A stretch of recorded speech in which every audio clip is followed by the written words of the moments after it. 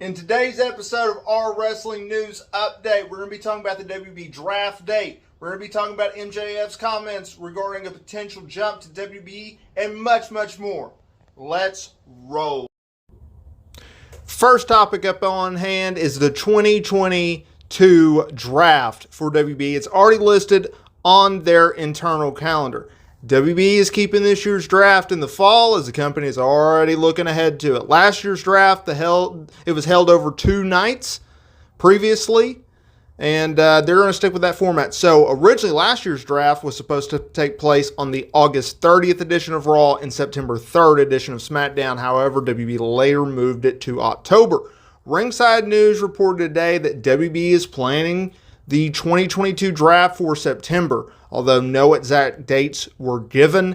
And there's also no word on whether or not NXT talent will be a part of the main roster draft, as last year WWE strictly used Raw and SmackDown talent.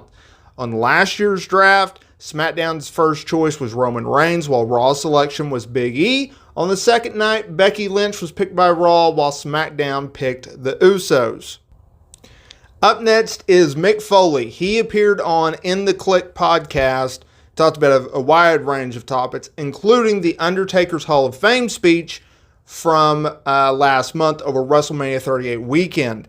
And some people had noted that, Taker didn't mention him in his Hall of Fame speech and thought that was a little bit odd due to their legendary rivalry. So when Foley was asked about it, he said, and I quote, "Well, listen, I forgot to mention my wife during my speech, so I'm not one to lecture anyone about who they should or should not include in their speech. I was not there for those formative years. His was more about friendship and support. We had a great rivalry, but he didn't mention Rocker Austin, so I'm not hurt. No one can be hurt on the behalf of me." End quote. So that is that. Foley's not that big of a deal. It's not a big deal that, Taker didn't mention him or anything like that. Another interesting tidbit from today was MJF. He did an appearance over in Liverpool, England, for the Love of Wrestling convention, and he did a Q&A in the middle of this ring at some indie show. And he was asked about interest from WB. Now, he's been very open about the fact that he is willing to go to WB when his contract with AEW expires on January 1st of 2024. And so once again, he was asked about this. And he said, and I quote, "I don't know if you guys are aware of this, but on January 1st of 2024, I'm going to be a free agent. Who here would want to see me in WB? Question. So let me explain something to you people. I did not get into this business to make any of you happy. I got into this business to make as much money as humanly possible. And if Vincent Kennedy McMahon is willing to shell out more money than my good friend Tony Khan, then yes, I would go to WB." End quote.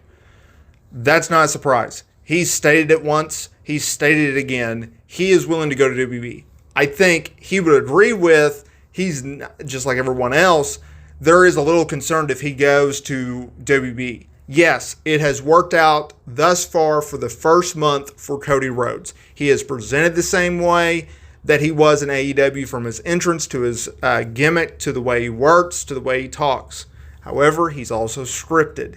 MJF is a throwback heel. He is not going to be able to go out there and cuss. He's not going to be able to go out there and mock fans other than, typical WB jargon of speech. It's just not going to happen. So I do have concern for him if he does go there when his contract with AEW expires. But we shall see.